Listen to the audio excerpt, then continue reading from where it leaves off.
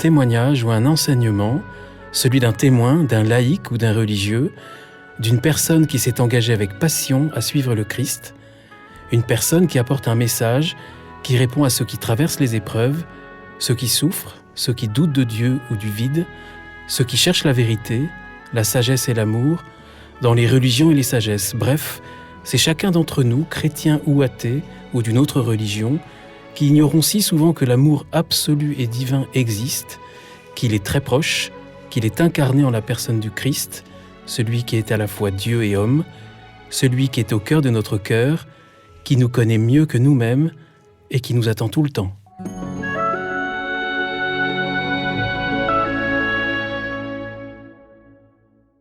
Bonjour chers auditeurs de ZTO, bienvenue pour un nouvel épisode. Je suis Guillaume Devoux. Nous allons prendre aujourd'hui la clé des champs et nous allons le faire avec un homme qui a lui-même bouleversé sa vie il y a quelques années seulement pour s'installer à la campagne, pour y vivre une révolution, celle qu'il vit par la spiritualité de la terre dont il va nous parler. Mathieu Yon, bonjour. Bonjour. Mathieu Yon, merci d'avoir accepté mon invitation, d'être venu jusqu'à Paris, quittant votre village de Dieu-le-Fit, un nom prédisposé dans la Drôme. Mathieu Yon, vous êtes philosophe de formation, agriculteur aujourd'hui, plus particulièrement maraîcher. Il y a quelques années, vous avez décidé de faire un pas de côté. C'est comme vous l'écrivez dans le livre que vous venez de publier, Notre lien quotidien, pour vous éloigner de la frénésie du monde. C'était quoi cette frénésie du monde ? Vaste question. Vaste question, c'était... Il y avait le Covid notamment. Voilà, je suis obligé de rentrer un peu dans le vif du sujet, c'est-à-dire cette prise de conscience, disons que le pas de côté était absolument nécessaire. J'aime aussi beaucoup la lecture de Christian Bobin, avec qui j'ai eu une petite correspondance épistolaire, l'écrivain qui est décédé il y a pas très longtemps.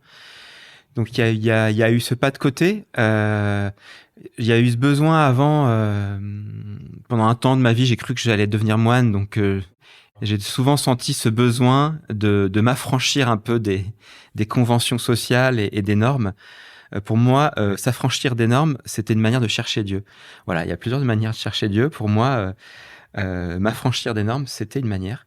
Et au moment du Covid, effectivement, disons que nous, avec mon épouse Julie, on a été percutés, surtout elle. Votre belle-mère. Parce que ma belle-mère est décédée du Covid, ça c'était déjà assez terrible. Mais ce qui était encore plus terrible, c'est qu'elle on n'a pas pu faire son enterrement. Voilà. C'était surtout ça. Et ça a été assez terrible, ce moment du début de Covid où en fait le gouvernement avait interdit les obsèques. Elle est morte en avril, donc c'était quelques semaines après le début et c'était au moment où on était tous sidérés. Et vous, Mathieu, vous écrivez qu'à ce moment-là, la société, elle montre un visage hideux, habité par une peur panique de perdre le contrôle. C'est le début pour vous d'une révolution copernicienne, là. Disons que cette révolution, comme je vous le disais, depuis l'adolescence, c'était là chez moi. Pour vous donner un ordre d'idée, quand j'étais adolescent, ça désespérait totalement mes parents. Une de mes ambitions, c'était de devenir clochard. Donc sa place, c'est pour vous dire que c'est pas venu de nulle part. C'est pas dans le livre, ça. Non, c'est pas dans le livre. Mais je fais des choix dans le livre. Je raconte beaucoup de choses, mais en fait, il y a beaucoup de choses que je raconte pas aussi. Mais je crois que c'est parce que vous en préparez un autre. Voilà, j'ai écrit un deuxième livre et disons que là, ça a été, on pourrait dire comme ça, la goutte d'eau qui a fait déborder le vase et où je me suis dit, avec mon épouse, on s'est dit, il faut qu'on essaye de bâtir une vie souhaitable, juste. Sans se couper du monde, c'est-à-dire qu'on voulait pas non plus une méthode un peu survivaliste, aller au fin fond de la montagne en attendant l'effondrement, ça nous parlait pas du tout. Et en même temps, voilà, on voulait être en lien avec les autres, mais être arrêter de courir après, en fait. Arrêter de courir. Et puis vous avez vraiment là aussi une prise de conscience qu'on est dans une société profondément malade. Vous dites que et le fait que vous êtes rapproché de la Terre, on baigne dans le bon sens, et aussi dans beaucoup de profondeur en lisant ce livre et en vous découvrant, Mathieu. Mais vous dites que là, avec cette crise du Covid, vous voyez que nos obligations, nos devoirs essentiels dans notre humanité, qui sont de prendre soin des mourants comme des vivants, on est complètement à côté. On est complètement à côté et ça m'a frappé... du peu de contestation finalement. Alors il y en a eu un peu, peut-être beaucoup, de la part de ceux qui représentent l'institution religieuse, je pense les chrétiens, musulmans, juifs, mais alors soit ils étaient pas audibles, soit eux-mêmes essayaient de négocier, de pouvoir faire la messe quand même, comme ils pouvaient. Voilà, chacun défendait un petit peu son précaré. Et je crois qu'il y a eu la sidération Il y aussi. a eu la sidération, mais Mm. c'est tout à fait ça. Il y a eu de la sidération. Mais en fait, quand on touche à de tels fondamentaux,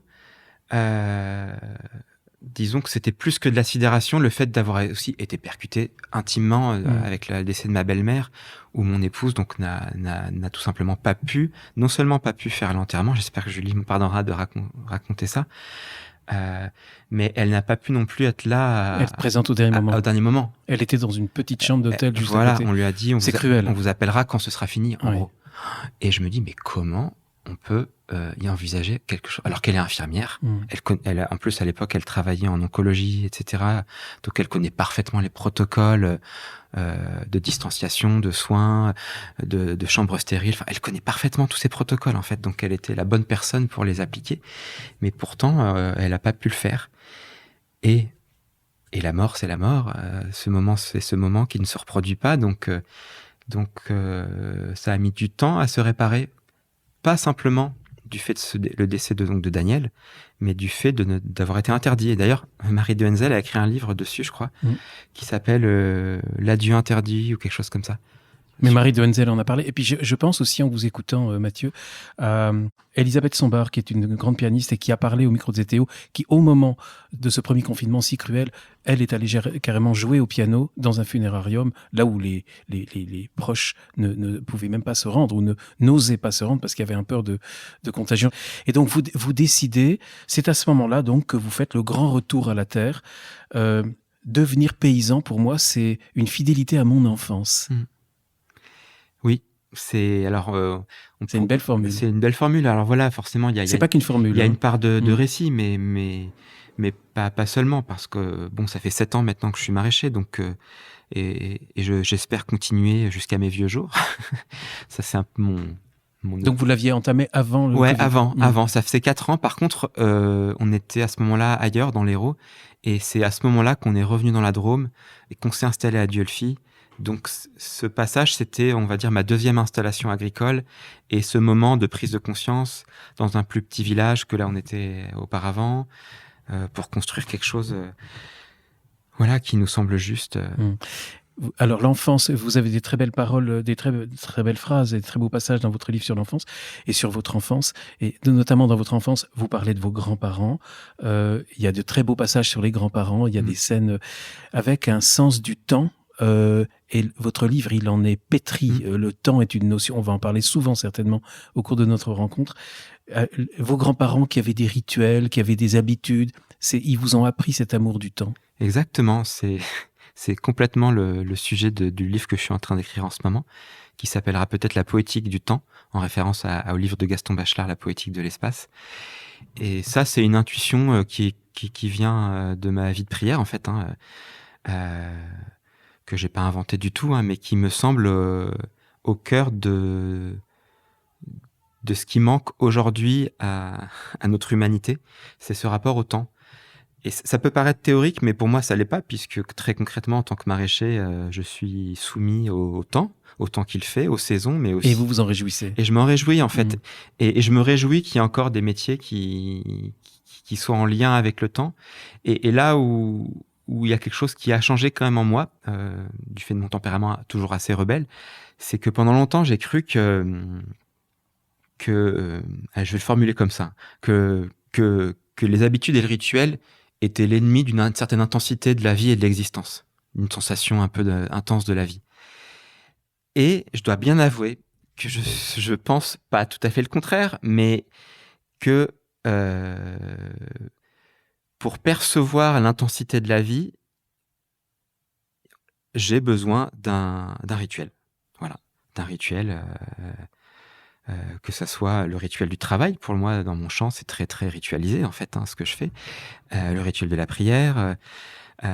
Et ça m'a surpris. Ayant un tempérament plutôt impulsif et très instinctif, j'ai été surpris là depuis 3 ans de m'apercevoir que que la question du rituel devenait centrale, en fait. Je vais le faire écouter à mon épouse qui trouve que j'ai trop de rituels, donc elle changera peut-être son regard. Et donc, la vie intérieure, pour vous, Mathieu, je passe quelques étapes. C'est une décision assez drôle au cours d'une promenade en voiture, c'est d'aller découvrir un lieu où il y a un ermite. Vous ne le rencontrez pas, mais vous dites que vous l'avez rencontré et vous allez le rencontrer. Et il va être très marquant dans votre vie, frère Antoine. Ça, c'est un peu la magie, pour le coup. J'ai pas beaucoup d'explications rationnelles parce que pourquoi à l'âge de 17 ans, on rentre de Corse avec mes parents, on passe au pied de l'autoroute A8 là vers Fréjus-Saint-Raphaël, donc il y a ce rocher ocre très beau qui s'appelle Rocher de Roquebrune que je trouve un peu étonnant comme ça, et je dis à mon père on pourrait s'arrêter pour y marcher comme ça, je sais pas pourquoi, et mon père il me dit allons-y, et il y a un ermite qui vivrait dans cette montagne, il paraît, donc il s'appelle Frère Antoine, donc on ne le trouve pas. Mais moi je dis à mon père à la fin de la journée, j'ai rencontré Frère Antoine. Les années passent, je lis des bouquins de Frère Antoine, je sais pas à quoi il ressemble, quel âge il a, et un jour, mon père, 4 ou 5 ans plus tard, me dit « au fait, j'ai un collègue de boulot en fait qui m'a dit que Frère Antoine habitait à côté de chez nous, dans la Drôme, donc il était à Dieulfi. Depuis 4 Il avait déménagé. Il avait quitté son rocher pour être à Dieulfi. Et voilà, et ça c'est le début de quelque part, comme si parfois le rêve, parce que c'était de l'ordre du rêve en fait, quand j'ai dit que j'ai rencontré Frère Antoine à mon père, il y avait une part de rêve, ça aurait pu rester du domaine du rêve en fait. Et c'était pas un rêve pour le coup, puisque je l'ai rencontré. C'était une rencontre extrêmement marquante dans ma vie. Et quand on est venu s'installer à Dieulfi, sans trop savoir pourquoi, lui-même est revenu à Dieulfi parce qu'il n'y était plus, et il est venu finir ses jours à la maison. On en parlera peut-être parce que c'est beau, parce que finalement, il était dans un EHPAD très très malheureux, et puis vous avez pris la décision avec Julie de le faire venir à la maison. On lui a proposé. Et il a sauté sur l'occasion. Il a fini sa vie chez vous. Il a fini sa vie à la maison. Oui. Et alors, Antoine, moine cistercien, ermite, vous avez parlé du rêve, Mathieu, c'est le mystère qui s'invite dans ma vie. Le mystère, alors, c'est tout un pan certainement de la vie de prière, de la vie mystique, du silence. C'est l'Inde aussi. Vous allez en Inde. Oui, Frère Antoine, je découvre l'Inde pour la première fois avec lui. C'est original qu'un moine cistercien vous emmène en Inde. Voilà, parce que lui, c'était un moine cistercien, mais aussi... un original. Un original, exactement. Il a été sculpteur, il a été à Bellefontaine, Port-Salut, enfin, il a été dans énormément de monastères, et puis à un moment donné, il a été dans cette grotte de Roquebrune dans laquelle il a passé 50 ans, mais en faisant souvent des allers-retours avec l'Inde. Pour lui, l'Inde, c'était une terre spirituelle. Et donc, il a connu Vinoba, un disciple de Gandhi, il a connu tout un tas de grands sages, et il m'a fait découvrir l'Inde, l'ashram de Gandhi, où on s'est rendu, et après il est parti, et moi je suis resté en Inde, et j'ai expérimenté un peu la vie de sadhu pendant quelques mois. Et on en reparlera, mais juste, j'ai oublié de mentionner que vous dites, et il y a un beau rapprochement dans votre livre entre vos grands-parents et Antoine, et vous dites que en leur présence, vous cessez de vous agiter, que vous avez l'impression que le temps s'arrête, que vous commencez à vous mettre à l'écoute du silence, à respecter et à comprendre le mystère de la vieillesse aussi. Oui, exactement. C'est-à-dire que mes grands-parents, faut quand même le dire, étaient instituts laïques. Donc la génération institut laïcard, plutôt anticléricale. Donc c'est assez paradoxal, mais c'est un peu pour moi deux figures comme ça. Mes grands-parents qui sont vraiment occupés de nous toute notre enfance avec mes frangins en fait. Ils habitaient à chaque fois dès qu'on déménageait avec mes parents. Et mes grands-parents maternels nous suivaient. Donc vraiment, c'est Thérèse et Georges. Ils s'appellent Thérèse et Georges, donc Thérèse Abad et Georges Laroche. J'aime bien dire leur nom parce que c'est comme s'ils redevenaient présents. Et voilà, ils m'ont transmis quelque chose d'une simplicité de la vie. Toute leur vie, ils étaient très peu matérialistes. Ils étaient attachés à très peu de choses, si ce n'est au lien avec leur famille. Et Frère Antoine, à sa manière aussi, avait ce recul du monde. Et mes grands-parents, au moment de la retraite, j'imagine, parce que j'imagine qu'ils n'avaient pas toujours été comme ça, mais quand moi j'ai partagé un moment de vie avec eux au moment de leur retraite, je trouvais qu'ils avaient vraiment ce côté aussi dans leur appartement. Je sais pas, c'était un petit monastère, ils étaient un peu hors du monde en fait. Et ça m'a toujours parlé, cet espace, une grotte, un appartement, qui est à la fois dans le monde et hors du monde. Ces espaces intermédiaires, pour moi, ça m'a toujours parlé. Je ne sais pas pourquoi. Et la vieillesse, c'est un espace intermédiaire. C'est-à-dire qu'on est à la fois encore un peu dans le monde, mais déjà un peu quelque part d'autre, dont on a du mal à dire de quoi il s'agit, mais on sent bien qu'on est déjà un peu quelque part d'autre. Ce quelque part d'autre, d'ailleurs, vous en parlez, c'est... Enfin, de l'autre côté, ça, on ne sait pas, mais la mort, vous parlez de la mort de vos grands-parents, il y a de très très belles lignes sur leur mort. Vous dites que vous avez besoin, à ce moment-là, de continuer ce travail de dépôt du silence. Et il y a cette phrase, « Je ramasse les silences laissés par le temps ». Il y a un moment où vous avez un besoin d'un recueillement, justement, pour vivre cette mort. Oui, c'est quelque chose que j'explique pas, que Christian Bobin dit souvent et qui l'exprime beaucoup mieux que moi. Il disait quelque chose de ce type-là, c'était que la société contemporaine s'est éloignée de la mort et a mis la mort de côté sans se rendre compte qu'en faisant cela, elle s'éloignait aussi de la vie. Quelque part, les morts ont quelque chose à nous dire. Voilà, tout simplement. Et c'est là où peut-être j'ai un côté un peu, je sais pas, un peu irrationnel, mais il m'est arrivé de ressentir que les morts pouvaient être des vivants comme les autres. Je suis pas du tout versé dans tout ce qui est paranormal. J'y comprends rien du tout. Hein. Mais il me semble quand même qu'on n'a pas encore tout compris. De l'existence et de cette vie sur Terre. Ça sera peut-être l'objet aussi d'autres livres, Mathieu. On revient à ce premier voyage en Inde parce que je trouve parce qu'il y en a eu d'autres, mais il est assez drôle quand même au début. Enfin, maintenant, on peut en rire, oui. Mais vous commencez par une première expérience de dépouillement. Tout à fait. C'était assez comique après coup, mais bon, c'est-à-dire qu'on a amené beaucoup d'argent, frère Antoine a amené beaucoup d'argent pour l'ashram de Gandhi et de Vinoba pour des opérations et des Donc Vinoba qui est un fils spirituel de Gandhi exactement. Et qui vit dans un ashram et qui a besoin d'argent, on en parlera justement. Voilà, donc c'est pas Vinoba, c'est un disciple de Vinoba qui s'appelait Dwarko, donc c'est une sorte de lignée Gandhi, Vinoba, Dwarko, et donc frère Antoine était très ami avec Dwarko. Et en fait, on nous donne du thé dans un train en Inde dans lequel il y a un somnifère. Et donc, le lendemain, on serait... Et ça se fait de façon très conviviale. Hein. Ah, très conviviale. Avec le recul, je revois parfaitement ce moment. Et pourtant, c'est marqué dans tous les guides. Hein. Frère Antoine, ça faisait la 20 ou 30e fois qu'il allait en Inde. Donc, il connaissait l'Inde par cœur. Donc, en fait, il s'est fait avoir comme un bleu. Mais bon, ma foi, c'est comme ça. Et moi, j'étais complètement halluciné de découvrir l'Inde. Bon, vraiment, je touchais plus terre. Donc, voilà. Mais je me rappelle très bien de la personne qui a donné le chai par la fenêtre du train sur le quai de la gare. Alors que normalement, ceux qui distribuent le chai, ils sont à l'intérieur du train. Et là, ça venait du dehors, vraiment donné en douce, on va dire. Et c'est connu qu'en fait, il ne faut pas boire ce lait de chai qu'on nous offre de cette manière-là. Parce que c'est connu qu'en fait, voilà, en Inde, c'est un pays pauvre, donc il y a énormément de bandits. Et que vous êtes réveillé quelques heures plus tard. En fait, je ne sais pas si c'est le lendemain. En tout cas, il fait jour. C'était le lendemain. Une gare, je ne saurais jamais où c'est, petite ville de l'Inde. Donc je me réveille, on n'a plus rien, absolument plus rien, plus d'argent. Ils ont touché le pactole, parce qu'il y avait l'équivalent de 5 000 € qu'on avait changé en roupies. Donc je sais pas, ça fait peut-être 80 000 roupies, je sais plus exactement le change. Donc ils ont dû nous... J'imagine que c'est les voleurs qui ont fait ça, ont dû nous dresser un hôtel pour frère Antoine et moi, parce qu'on a dû nourrir la famille pendant 45 ans environ. Et alors, ça commence par le dépouillement, mais quand vous arrivez à l'ashram, désolé de ne pas avoir l'argent, on vous dit, non, c'est pas grave, ces voleurs avaient plus besoin de cet argent que nous. Voilà, c'est assez incompréhensible pour nous, occidentaux, qui voulons tout maîtriser. Alors, on pourrait un peu rapidement les accuser de fatalisme et de fatalité. Et peut-être il y a un peu de ça, il y a peut-être une forme de fatalité, mais je crois que quand même, en tant qu'occidentaux, on a à apprendre de ce rapport-là aux événements, parce que quand même, ça coupe un peu le sifflet. D'un occidental normalement constitué qui serait scandalisé et qui voudrait la peau de ses voleurs. Et ça vous a quand même finalement sauvé la vie. Et ça m'a sauvé la vie. Alors là ça ressemble à une histoire, un conte indien justement, mais ce n'en est pas un.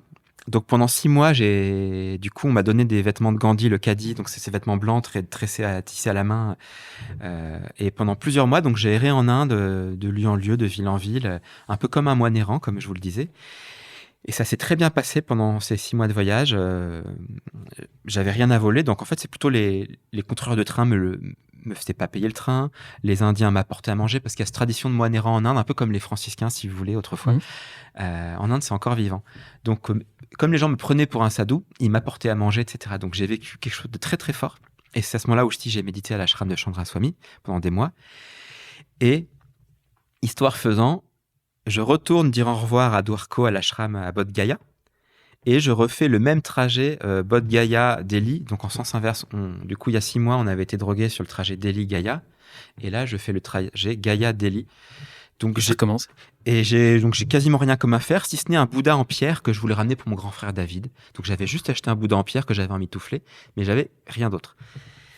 Et là, incroyable quand j'y repense.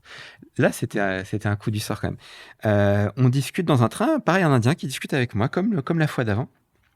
Sauf que là, c'était un peu plus sérieux. C'était pas des petits voleurs. Là, c'était un peu plus sérieux. Parce que l'Inde, quand même, ça rigole pas. Il y a réellement Mais vous ne saviez pas à ce moment-là. Et il vous propose du thé. Il me propose du thé. Et là, tout d'un coup, il me propose du thé. Et j'avais complètement oublié l'histoire. En Inde, il m'était arrivé tellement de choses. J'avais complètement oublié l'histoire qui m'était arrivée il y a 6 mois.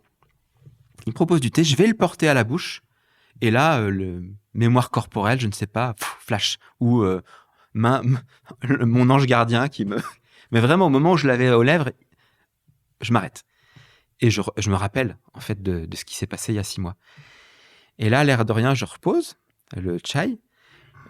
On discute, et je vais me lever pour aller aux toilettes. Et donc, je verse le chai dans les toilettes et je reviens.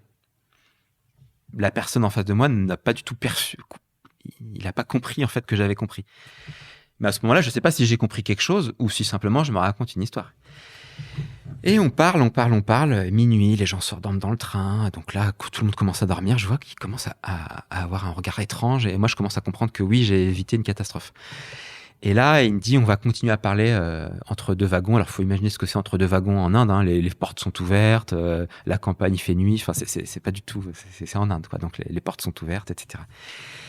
Et là, en fait, on commence à parler spiritualité. Parce qu'en Inde, tout bandit qu'on est en Inde, il y a toujours cette croyance en Dieu.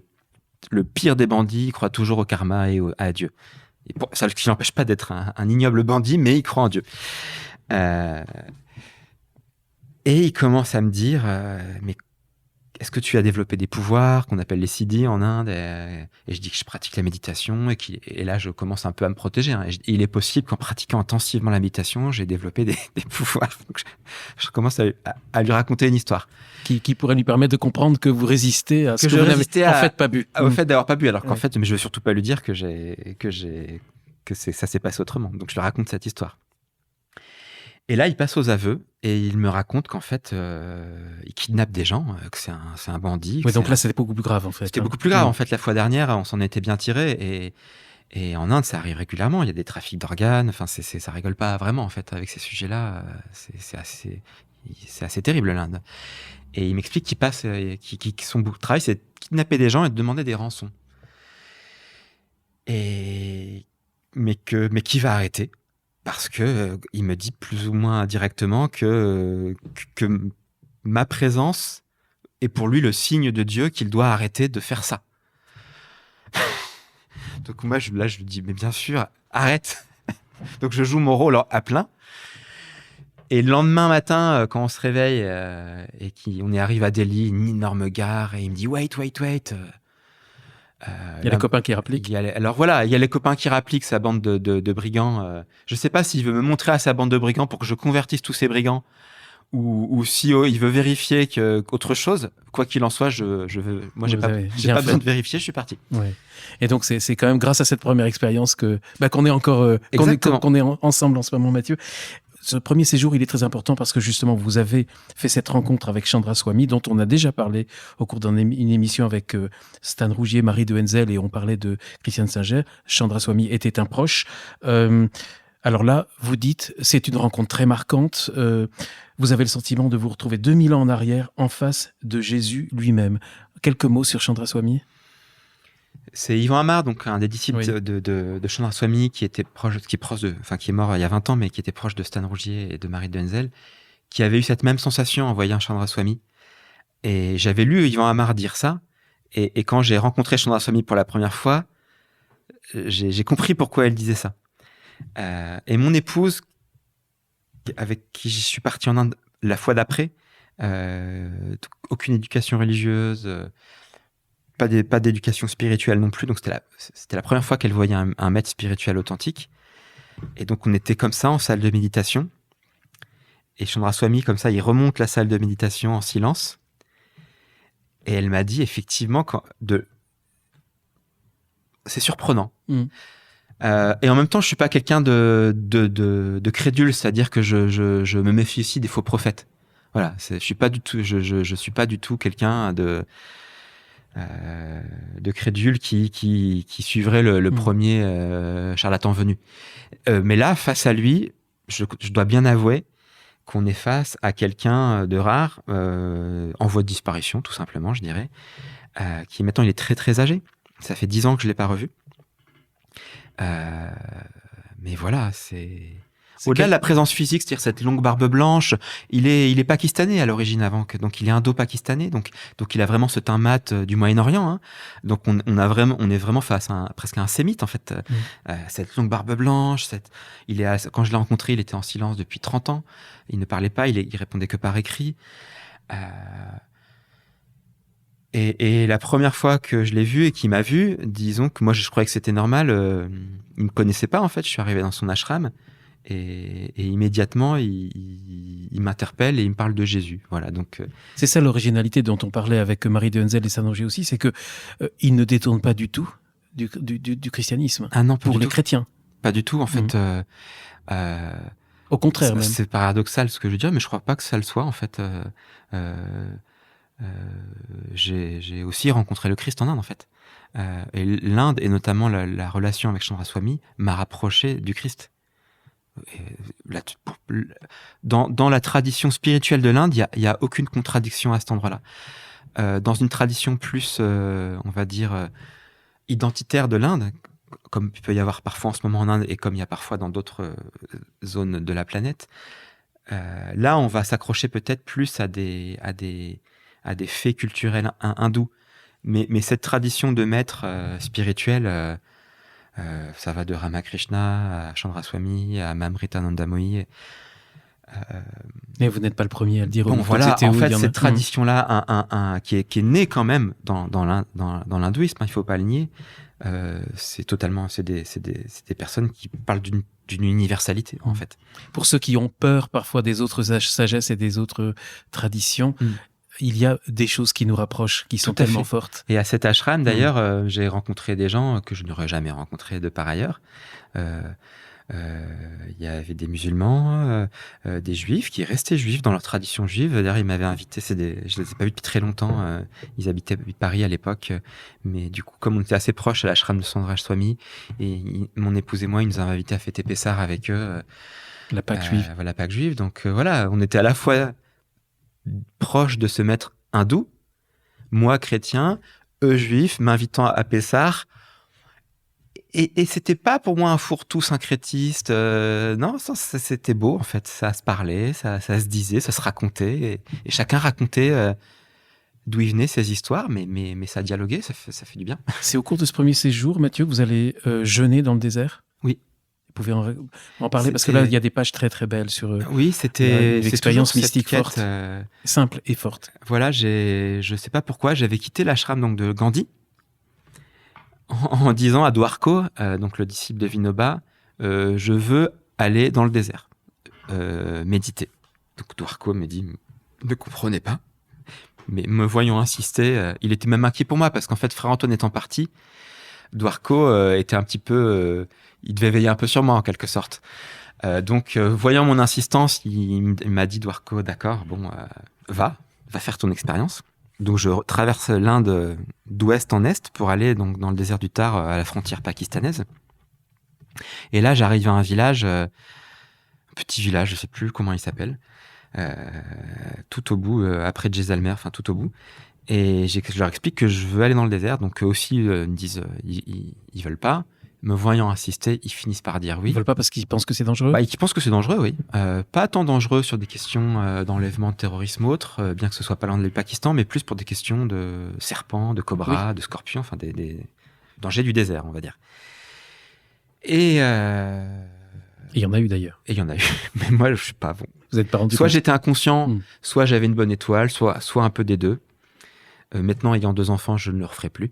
Oui, je crois qu'il y a un cobra qui est passé, vous n'êtes pas rendu compte. En fait, je l'ai su en partant. C'est-à-dire que quand il est revenu me chercher, il m'a amené dans le désert avec un matelas, une couette. Pas le cobra qui est venu vous chercher. Non, la personne qui m'avait emmené en dromadaire.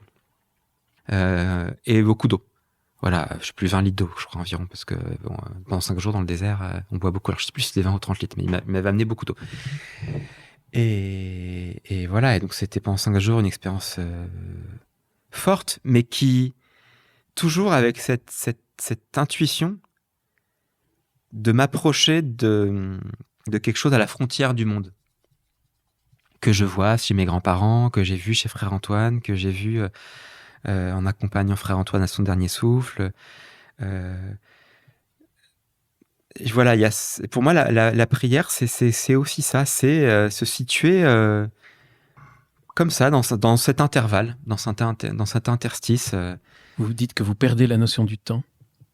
Oui, je perds la notion du temps. Ça et a en duré même combien temps, de temps, ce jeûne? Ça a duré 5 jours. Ça m'a paru un temps interminable parce que le temps était très long, la journée, avec ce soleil un peu rude et ce petit arbre qui me faisait de l'ombre, mais très peu. Donc, je devais suivre l'ombre de l'arbre comme un cadran solaire pour pas me brûler sur le sable. Et le soir, c'était un peu une libération. Je pouvais marcher pendant le coucher de soleil.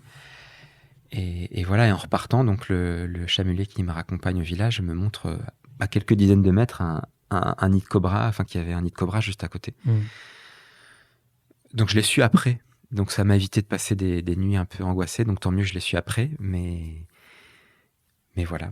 Et sur le plan spirituel, donc vous dites que vous avez vécu des expériences spirituelles intenses qui vous font notamment perdre la notion du temps et qui vous parlez d'état modifié de conscience. Grâce à la méditation.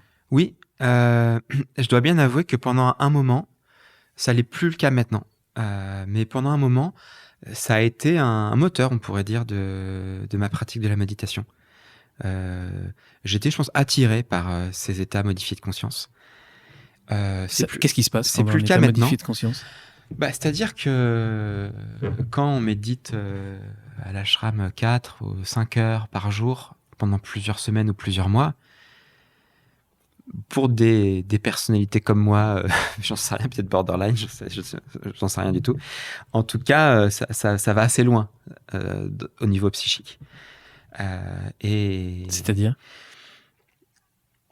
C'est-à-dire que maintenant, j'en fais pas quelque chose d'extraordinaire, parce que je vois bien les limites que ça aurait d'être fasciné par ces expériences. Mais je vois bien que c'est une sorte de dédoublement de personnalité. Écoutez, je sais pas, il peut y avoir ça peut ressembler à une prise de psychotrope, hein, mais c'est-à-dire il y a soit cette sensation que la conscience est au-dessus de son corps, c'est-à-dire que presque de se voir en dehors de son corps. Voilà, c'est étonnant parce que j'ai bien conscience que ma conscience est à l'intérieur de ce corps, mais il y a quand même cette sensation en dehors du corps. Donc il y a eu ça qui était présent, et quand je suis dans cet état-là, en fait, il m'est arrivé de méditer 4 ou 5 heures et qu'on me réveille un peu parce que vous n'avez pas vu le temps passer. Tu ne sais plus la question du temps devient totalement abstraite. Et une autre que je trouve plus simple mais plus étonnante, c'est de pouvoir déplacer la conscience. C'est-à-dire ?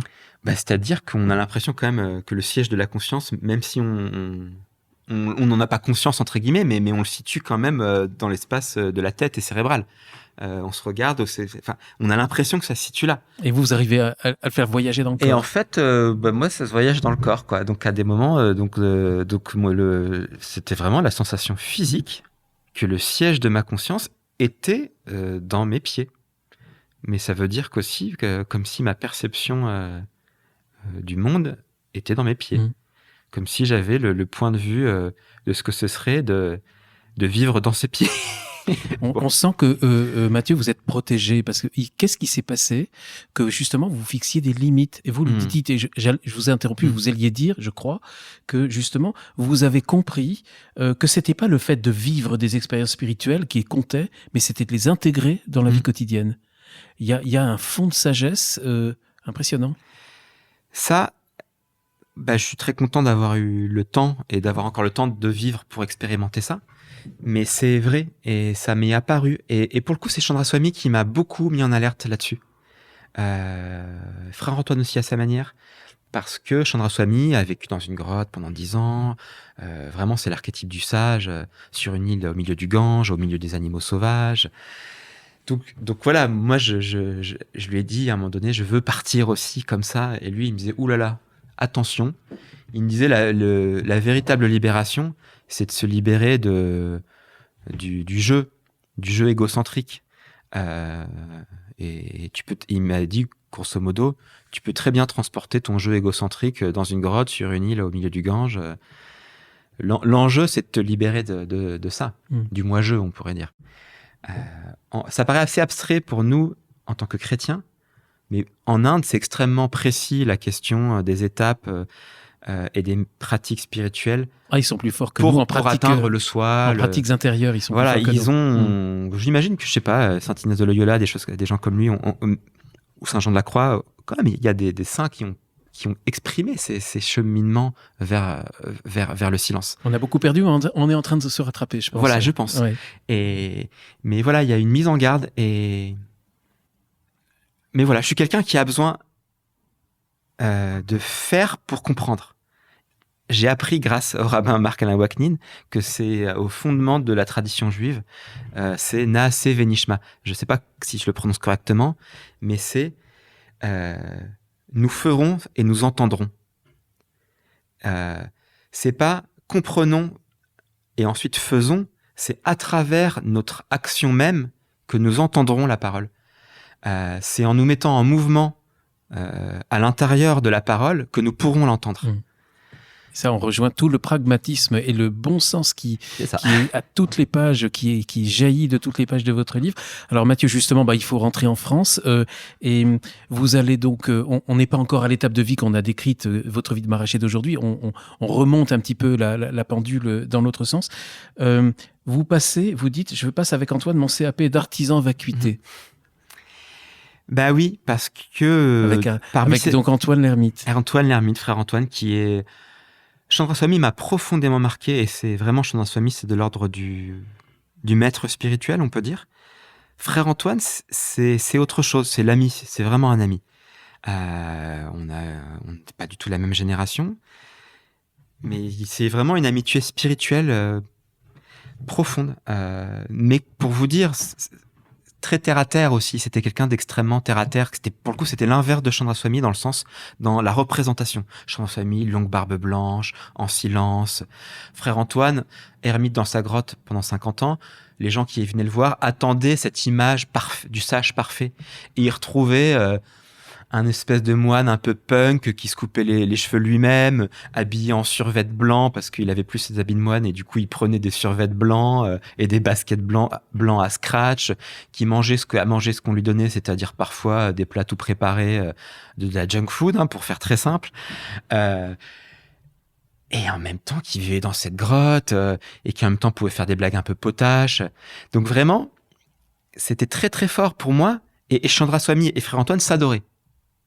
Ils se connaissaient. Chandra Swami était venu plusieurs fois à la grotte de Frère Antoine, donc ils se connaissaient. Mais vu de l'extérieur, on ne pouvait pas faire plus opposé. Et pourtant, ils s'adoraient. Et moi, je me sentais très proche de Frère Antoine, justement, pour ce côté un peu libre, un peu troubadour, un peu inclassable, en fait. Et encore aujourd'hui, c'est beaucoup plus proche de mon tempérament.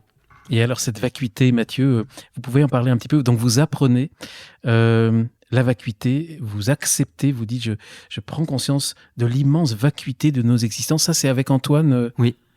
Et alors là, ça donne lieu à un émerveillement et vous parlez de papillotement joyeux du temps, émerveillement devant le presque rien, le presque tout, et l'accueil de l'inconnu. Oui, vous pouvez en parler un petit peu? Disons, l'expérience dans le désert était rude, vraiment. J'ai fait souvent des retraites spirituelles et autres, c'était souvent rude. Mais je sais pas pourquoi j'y revenais. Avec cette intuition que j'ai employé ce mot-là. Je sais pas pourquoi. Il y avait besoin de briser quelque chose. Pas briser ma personnalité. Ça, j'ai cru que c'était ça à un moment donné, que je briserais l'ego en brisant ma personnalité. Grave erreur. Parce que en fait, c'est une grave erreur. Et c'est plus compliqué que ça. C'est plus compliqué que ça. Ou plus simple à la fois, mais c'est pas ça. C'est pas ça. C'est pas ça, en tout cas.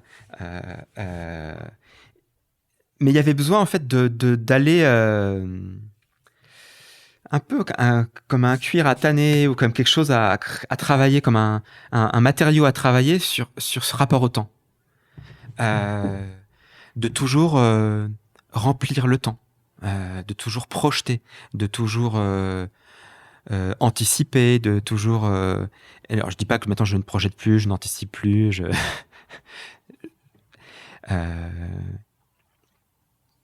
mais j'essaie de voir quand même que fondamentalement quelque chose m'échappe.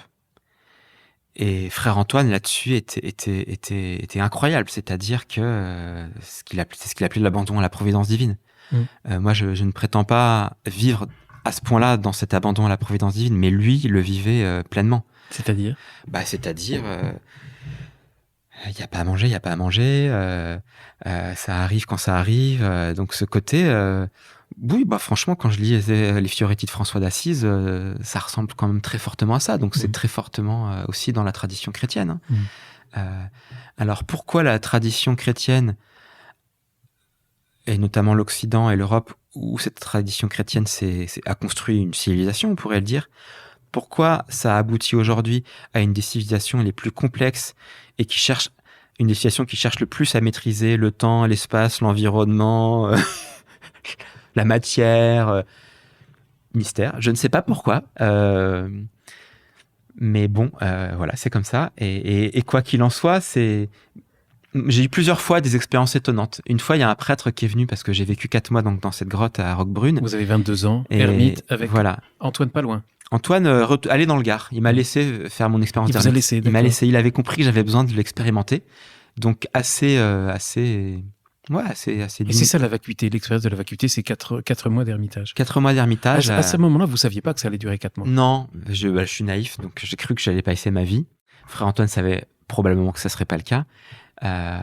Mais c'était très fort, et là encore c'était pas facile tout le temps, mais il y a un ami à moi qui est prêtre qui est venu, et mes parents sont venus, et on n'avait pas de pain pour le lendemain par exemple, et je leur dis, bon, à la grotte comment ça fonctionne, m'a appris Frère Antoine, c'est que quand on n'a pas quelque chose, on le demande à la vie ou à Dieu, et ils me disent, oh là là, c'est n'importe quoi, etc., etc. Et le lendemain matin, à 8h du matin, je sais qu'il y avait un retraité, pas du tout croyant, qui passait de temps en temps, mais rarement quand même, qui passait de temps en temps. Il avait un jardin, il m'apportait des tomates de son jardin. Là, je sais pas pourquoi, je le vois arriver à 8h du matin. Et nous, notre demande, c'était du pain. Et il arrive et il dit... donc on est là, devant, avec Jean Roche, Benjamin, mes parents. Et il nous dit, j'ai amené des tomates, mais vous aussi ce matin, je sais pas pourquoi, j'ai emmené du pain. Et là, tout le monde me regarde. Et j'ai vu de quoi il s'agissait. Mais pour revenir aussi au risque, pour les appeler comme ça, au risque de ces expériences de modification de conscience, et au risque aussi de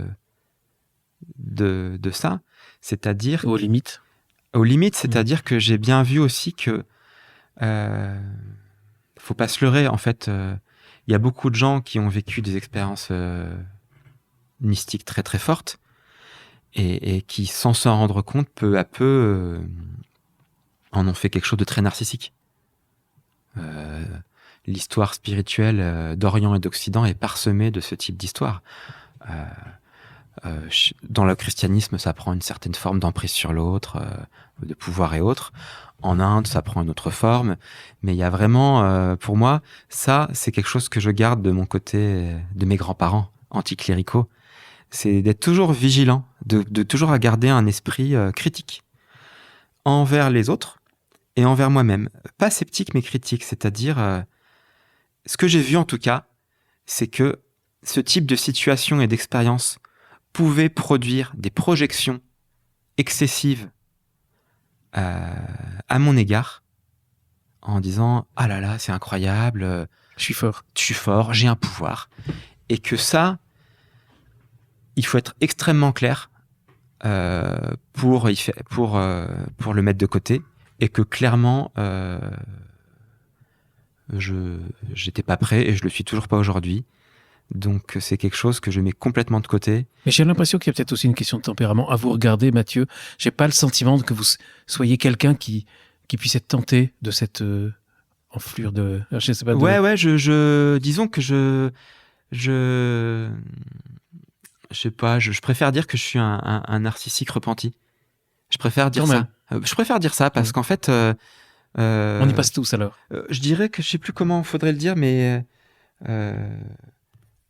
personne n'est au-dessus. Je veux dire, même Jésus a été tenté dans le désert.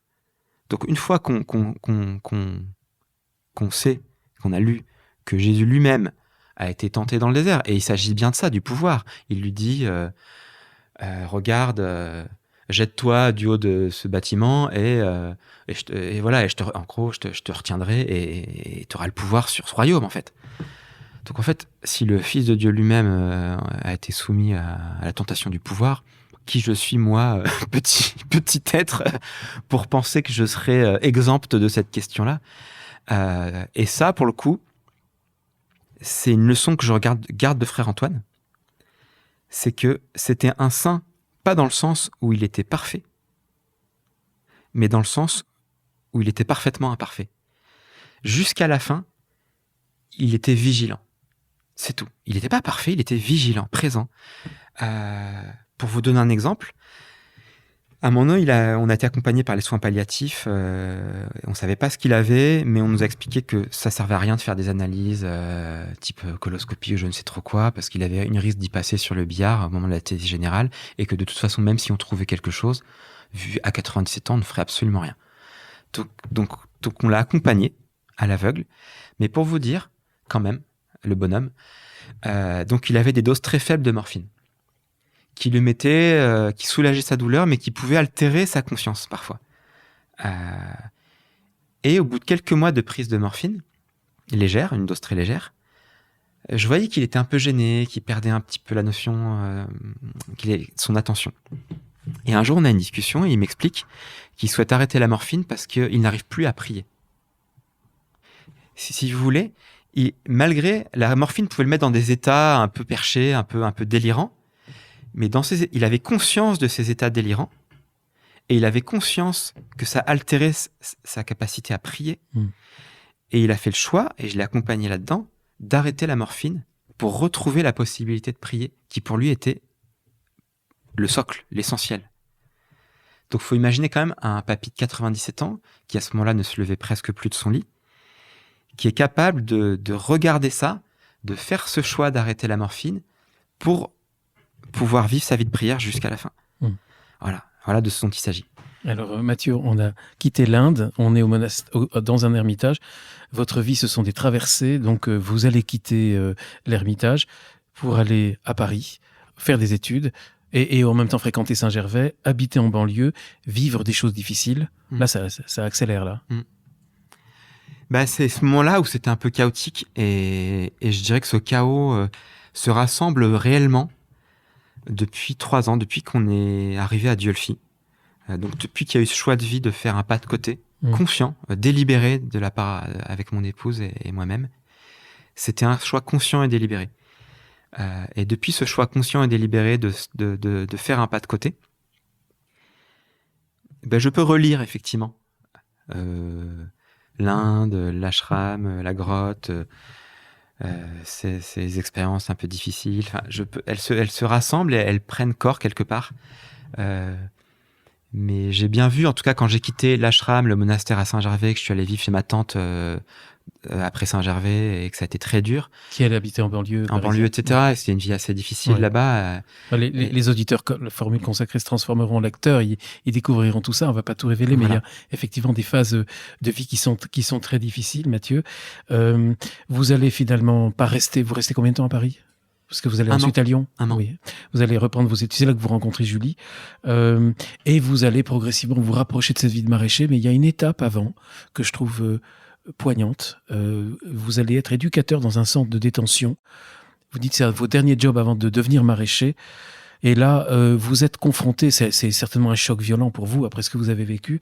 On est loin de la contemplation et de la méditation. Vous êtes confronté à la violence et aussi à cette incapacité de l'institution à faire face à la violence. Vous parlez, vos collègues sont tous malades, se font porter pâle et ne peuvent pas continuer cette mission. Vous parlez d'une vraie défaillance d'adultes et des institutions. C'est un sujet éminemment sensible et en partie d'actualité, c'est-à-dire Complètement d'actualité. Complètement d'actualité même. Bon, déjà, je le dis avec humilité, je pense que j'aurais pas pu faire ce métier dans la durée. C'est-à-dire... Vous êtes resté combien de temps ? J'ai fait 6 à 8 mois en tant qu'éduc là.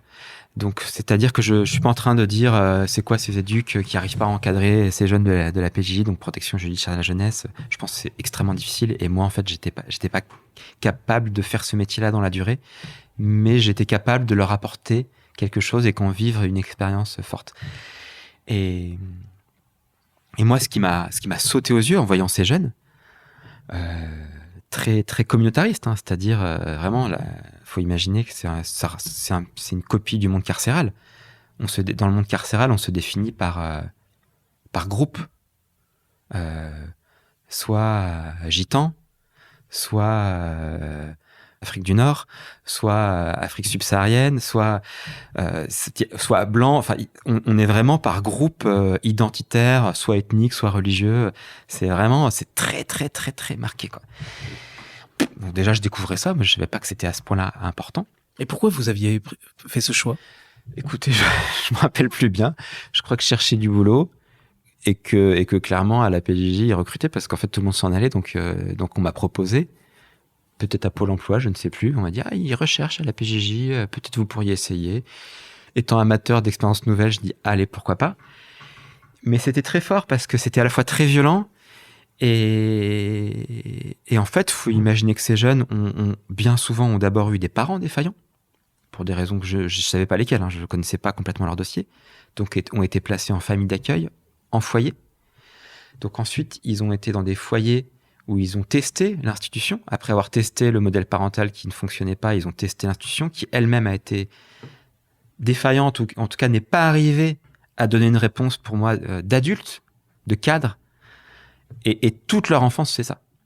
Donc bien souvent, ces jeunes-là avaient fait 5 ou 6 familles d'accueil, 4 ou 5 foyers, et ils étaient déjà à 3 ou 4 types de centres de détention. Alors, je sais plus comment ça s'appelait, CEF, CER, enfin voilà, il y a tout un tas de sigles de détention différentes pour mineurs. Et je me suis dit, mais c'est pas possible en fait. C'est le mythe de Sisyphe, quoi. C'est-à-dire à la fois, et ça m'a éclairé. Donc c'est ce pas de côté que j'ai toujours eu et que j'avais à ce moment-là qui m'a éclairé et qui là peut peut-être quand même éclairer peut-être nos politiques, peut-être. C'est, on en parle beaucoup en ce moment. En fait, à la fois ces jeunes-là, arrêtez pas de dire, moi je suis gitan, moi je suis musulman, moi je suis ci, moi je suis cela. Et mon sentiment, c'est qu'en même temps, ils avaient qu'une seule envie, c'est qu'à un moment donné, quelqu'un leur dise, ok, t'es ça, mais t'es aussi beaucoup d'autres choses. Et ensemble, on va découvrir toutes ces autres choses que tu pourrais être. Coiffeur, maçon, ingénieur, architecte, père de famille, mère de je ne sais pas. Allons, découvrons-le ensemble. La vie, c'est beaucoup de choses de possibles. Et non. À ces affirmations identitaires, les institutions répondaient une autre affirmation identitaire, soit très laïcarde, soit n'arrivait pas à sortir de ce piège-là de l'identité, en fait. Et moi, j'entendais bien, alors que mon sentiment, c'est que ces jeunes étaient enfermés à l'intérieur de ça. Et c'est une interprétation de ma part, hein, mais qu'ils avaient besoin de quelqu'un qui les sorte de ça. Qui les sorte de cette image des petits caïds de banlieue ou de je ne sais trop quoi. Ils en avaient ras-le-bol d'être essentialisés dans cette posture. Et ça prend complètement le contre-pied de ce qu'on vit actuellement. Mais simplement, qui peut les sortir de ça ? Qui est légitime pour le faire ? Quel est le discours ? Quelle est l'institution ? Comment on fait ? À la fois, on n'y est pas du tout aujourd'hui au niveau des institutions, et à la fois, ça ouvre un champ passionnant. Tant mieux. Ce qui est poignant, tant mieux, ça veut dire qu'il y a des champs, oui. Évidemment. Et ce qui est poignant justement dans ce passage de votre vie, Mathieu, c'est lorsque vous décrivez cette défaillance des cadres, de ceux qui démissionnent et ne vont même pas dire au revoir aux jeunes. Et donc vous faites le choix, courageux sans doute, à ce moment-là, vous savez pas comment ça va se passer, d'aller leur dire au revoir. Oui, en fait, si vous voulez, tout part tellement à volo dans l'institution à ce moment-là où j'étais. J'espère qu'elles sont pas toutes comme ça. que le simple fait, en tant qu'être humain, de se dire au revoir, j'arrête mon contrat, je quitte le job. Ce bon sens élémentaire, les éducs que je connaissais ne le faisaient pas, partaient en arrêt maladie et ne disaient pas au revoir aux jeunes de peur qu'ils retournent le foyer, qu'ils cassent tout. Et je me suis dit non, en fait, ils ont été abandonnés. En fait, leur vie est une succession d'abandons à ces jeunes-là. Si je veux commencer à essayer de réparer à ma toute petite mesure ce sentiment, cette succession d'abandons, donc ça c'est la notion de tikkun olam, la réparation du monde en hébreu. Si je veux commencer à essayer de réparer, il faut que moi, à ma place, je leur dise au revoir. Et là, magique, simple mais magique, c'est-à-dire que tous les repas, c'était l'enfer. Le lieu du repas, c'était ah mais c'est pas halal, et puis moi je veux ça, et puis moi je veux ci, les assiettes elles volaient, enfin chaque repas c'était l'enfer. Et là, rien de spécial, mais ce rien de spécial était surprenant, c'est que on mange ensemble et on sort enfin. C'était une parenthèse enchantée. On sort enfin de cette assignation identitaire. Je sais même plus de quoi on a parlé. Mais je crois qu'ils ont commencé à me dire qu'ils aimaient bien chanter, qu'ils composaient des musiques. En sortant du repas, ils ont commencé à me montrer des textes qu'ils faisaient. En fait, ça redevenait simplement des jeunes de 15, 16, 17. Voilà. Et moi, je redevenais un jeune adulte, je sais plus, 23, ou je sais plus quel âge j'avais, ou 25. Voilà. Tout simplement. Immense cadeau. Hein. Immense cadeau, parce que pendant 6 mois, quand même, c'était dur. J'allais au boulot, la boule au ventre. C'était dur physiquement, franchement, c'était très, très dur. Et là, c'était un cadeau ils m'ont permis, moi aussi, ça m'a réparé, moi aussi. Je suis pas parti blessé ou abîmé, comme ça aurait pu être le cas, du coup, parce que ça a été très dur. Je sais pas, l'image qui me vient, c'est une sorte de baptême, quoi. Ils m'ont immergé, quoi. J'étais lavé, quoi. Et je crois qu'on s'est immergé mutuellement à ce moment-là, symboliquement. Voilà. Je ne sais pas ce qu'ils sont devenus. Ça me fait penser à ce jeune Indien, dans le train, qui arrêtait de vouloir être un bandit là. Finalement, ça me poursuit cette histoire, finalement, de bandit, de bon larron quelque part. Comment on appelle ça, ceux de la dernière heure là. À ce moment-là, je le formulais pas comme ça, mais il y a quelque chose du Christ là-dedans. Je ne suis pas venu appeler les bien portants, mais les malades, les boiteux, et pourquoi pas les bandits, quoi. Alors Mathieu, là, vous allez rentrer dans la phase dans laquelle vous êtes maintenant dans votre vie. Vous avez donc pris ces décisions, on en a parlé au début de cette rencontre, de devenir maraîcher, de vous installer donc au bout d'un certain temps dans la Drôme. Ce choix de vie, et vous avez vraiment votre livre est vraiment un plaidoyer absolument magnifique pour l'agriculture, pour la vie paysanne, mais vous appelez même carrément à une sorte de révolution, à une spiritualité du travail. Vous avez été très influencé par Simone Weil, la philosophe. La philosophe, avec un W, effectivement. Pendant vos études de philo. Ouais, j'ai fait un mémoire de philosophie sur elle. On a fait un film documentaire avec mon grand frère. David ? Mon grand frère David, ouais.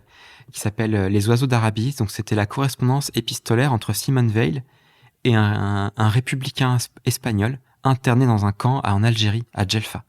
Donc on est allé à Djelfa en Algérie pour voir les traces de ce camp d'internement. Et on a fait un film sur leurs lettres qu'elles s'échangeaient. Et c'est une correspondance épistolaire magnifique, où donc il y a Simone Weil, juive à Marseille, donc pendant la guerre, et Antonio Atares, républicain espagnol, donc antifranquiste en fait, interné en Algérie.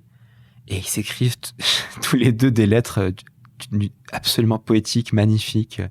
Simone Weil dit quelque chose comme « Je sais que tu es enfermé, mais dis-toi que le ciel est présent, les étoiles sont présentes, et que là, au moment où je te parle, je vois le soleil se coucher dans la mer Méditerranée, et je t'envoie cette vision. » C'est incroyable. Mais en même temps, chacun sont ils sont dans la dure, quoi. C'est-à-dire que Simone Weil, elle est dans les milieux résistants chrétiens, cahier des témoignages chrétiens. Lui, il est interné en Algérie. Enfin, ils sont pas du tout dans quelque chose de fleur bleue, et en même temps, ils ont un discours d'une poésie incroyable. Ouais. Donc, voilà. Et donc, on s'est rendu compte, là, vous faites donc le constat, aidé aussi par les recherches que vous avez faites sur Simone Veil, qu'on vit dans un monde de course permanente au rendement, au profit, et que c'est ça qui a ôté tout le sens, toute la profondeur du travail quotidien des paysans et des agriculteurs.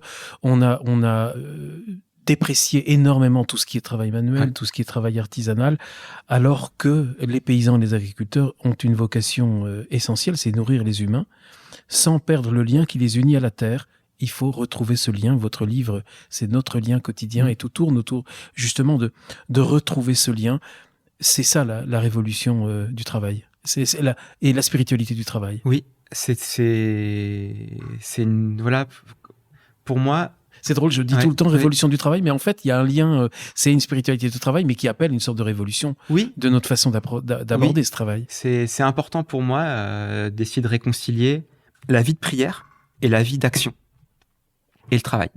Et bien souvent, on les oppose, ou en tout cas, on les sépare.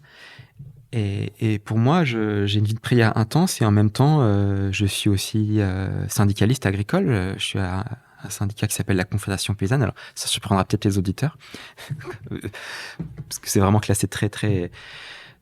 comme un syndicat agricole assez radical. On avait récemment une ancienne cégétiste, donc voilà, les auditeurs, ils ont tout entendu. Et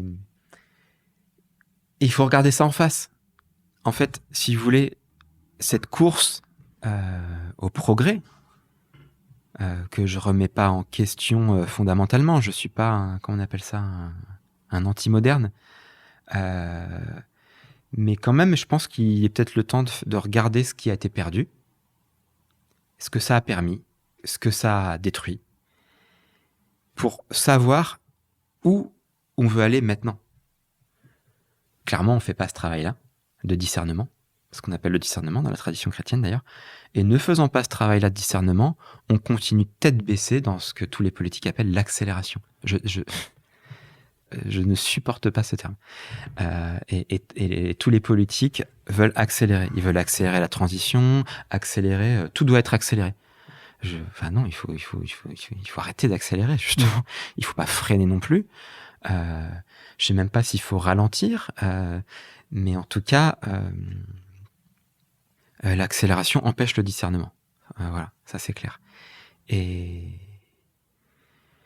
je vois pas beaucoup d'autres options. En tout cas, pour moi, la prise de conscience que j'ai, c'est que c'est la vie intérieure et la vie spirituelle qui donnera l'horizon temporel, on pourrait dire, pour arriver à changer de trajectoire. Ça peut pas être simplement l'action militante ou syndicale, on va dire, extérieure. Et parce que vous êtes déjà aussi en train de mettre en pratique beaucoup de choses. Ce sont des coups d'épée dans l'eau ? De quoi ? Toute votre mise en pratique, ces techniques, vous parlez de votre propre pratique à vous, Mathieu. Alors, on passe sur on n'a pas le temps de tout aborder, les auditeurs le liront dans votre livre, mais vous avez des techniques basées sur le non-travail du sol, c'est quand même très original. Vous avez aussi des techniques, parce que vous vendez vos produits de prix variables selon le pouvoir, et les gens choisissent un prix qui peut aller entre 125 et 65%. Et en fait, ceux qui sont un peu plus nantis sont en quelque sorte invités, mais passivement, à payer un peu plus cher, et ils le font. Ouais. Donc il y a des tas de choses édifiantes dans votre livre. Vous êtes en train de mettre, et puis vous n'êtes pas seul, il y a d'autres maraîchers ou une éleveuse de chèvres, un apiculteur qui se mettent avec vous. Oui, donc, ça prend forme. Donc c'est en train de changer. Ça prend forme. Moi, je pense que ou c'est trop minoritaire par rapport à... Ça reste, si vous voulez, c'est là où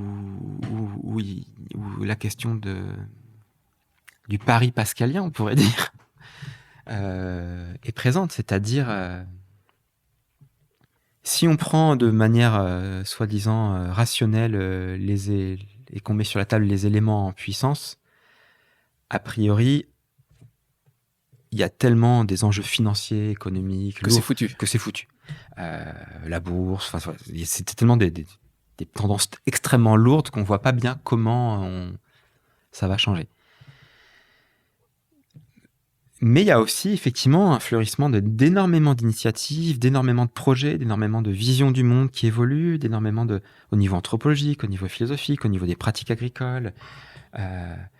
Maintenant, pour que les auditeurs l'entendent, c'est que quand même, agronomiquement, aujourd'hui, c'est assez récent quand même, on a les connaissances scientifiques pour avoir des pratiques agricoles qui ne dégradent pas le sol, mais qui aggradent, c'est-à-dire qui améliorent.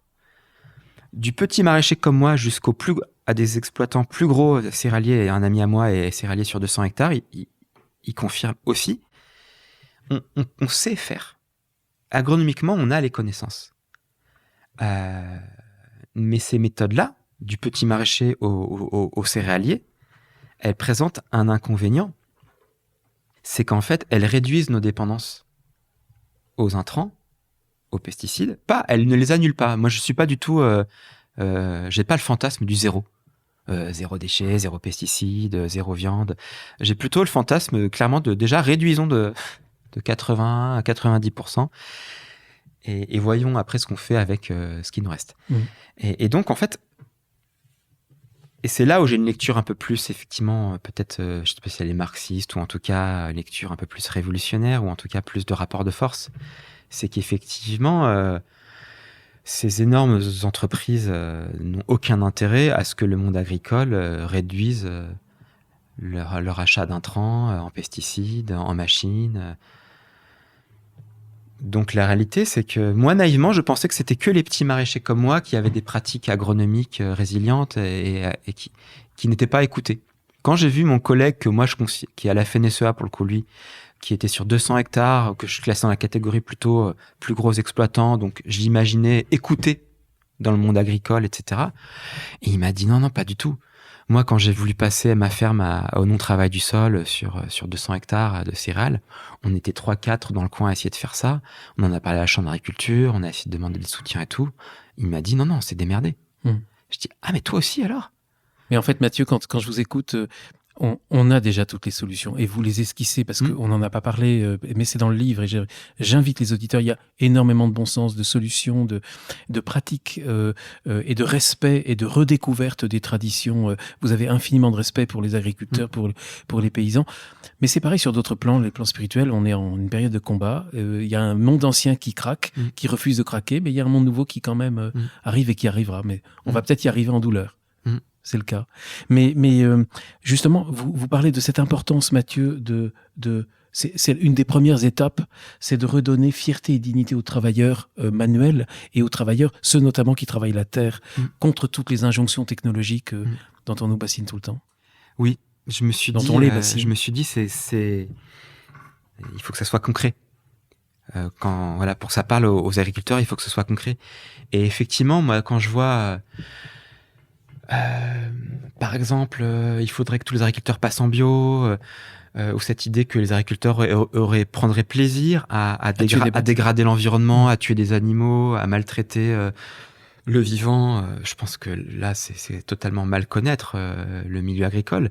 Je pense qu'eux, ils n'attendent qu'une chose, c'est qu'on reconnaisse l'effort et la quantité de travail auquel ils consentent, qu'ils font.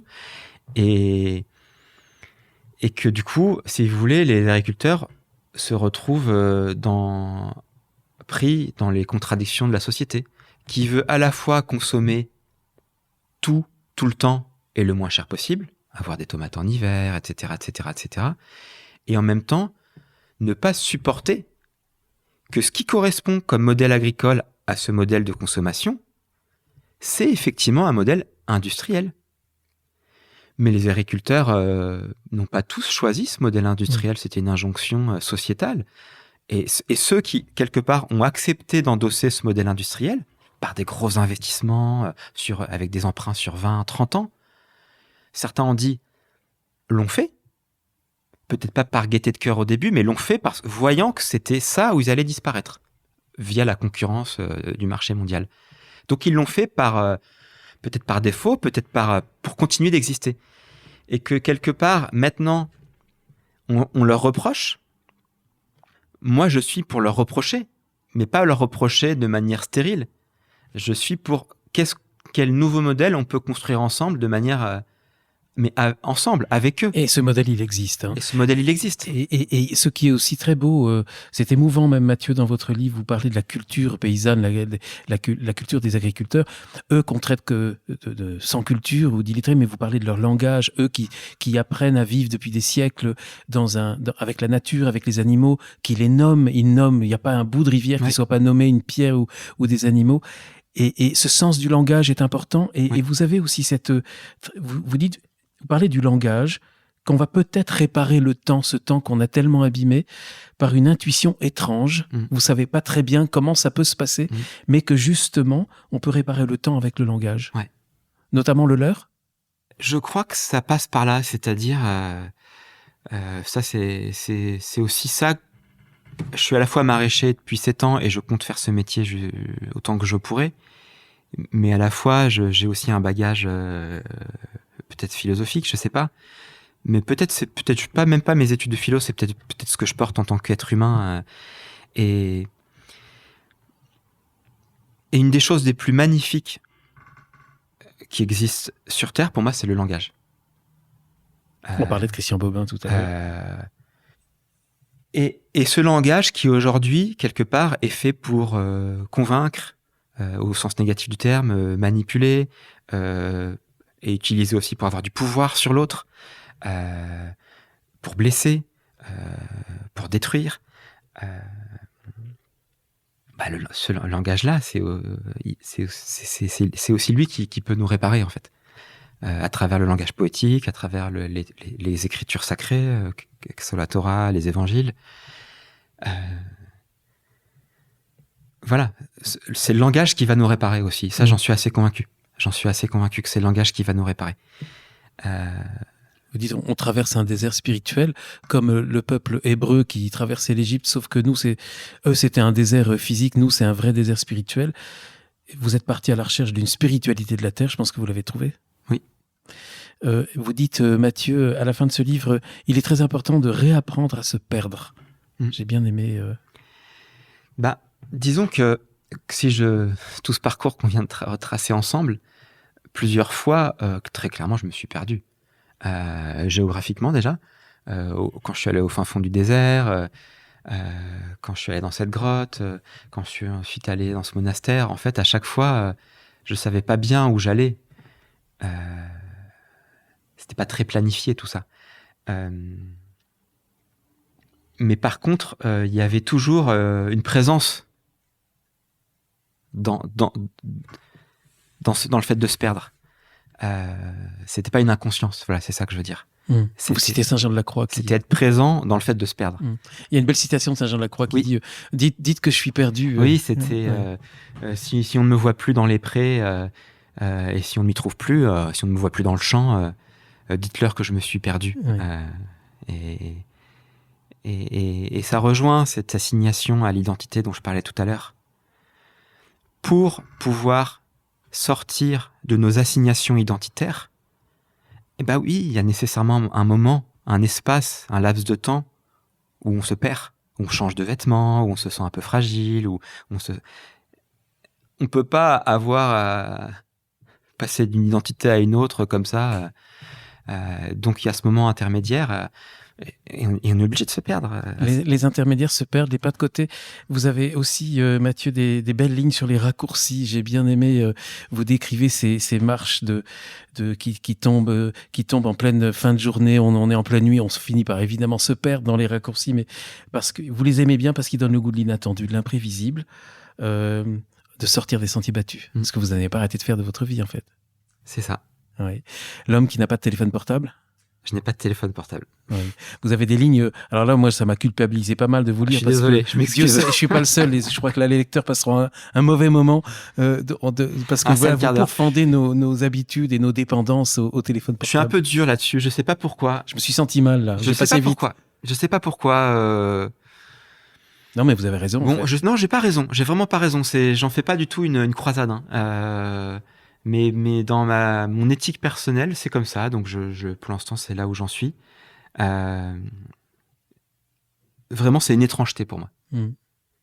c'est une étrangeté, les réseaux sociaux, tout. C'est Le une téléphone étrangeté. portable, il y a quand même beaucoup de personnes qui nous entendent à travers un téléphone portable. Mais je les salue et ne le jetez pas tout de suite. Voilà, juste après l'émission. Mathieu Yon, vous finissez ce livre. Enfin, non, c'est pas la fin tout à fait du livre, mais il y a quand même une lettre à vos enfants.